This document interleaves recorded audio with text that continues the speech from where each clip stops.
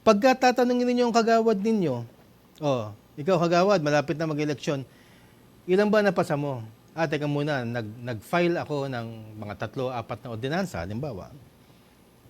Ibig sabihin, ginagawa na rin niya ang function niya kasi nakapag-file siya. Pero iba yung nag-file, final mo sa committee o final mo sa konseho, iba rin yung naipasa. Ibig sabihin, dumaan sa proseso at naging batas o ordinansa ang iyong final na ordinansa o resolution. Ano naman ang nagpipigil kung bakit mahirap magpapasa ng batas? Ugali na po ng Pilipino yan. Number 1, ito po sasabihin ko sa inyong katotohanan na nangyayari sa council sa session. Inggitan.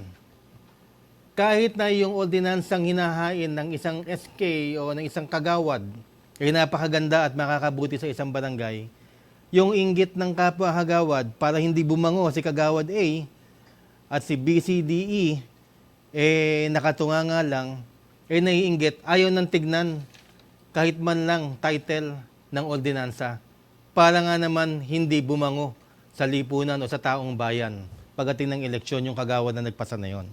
Sometimes, kasalanan din ng kapitan kasi ayaw din ng kapitan na siya ay maungusan.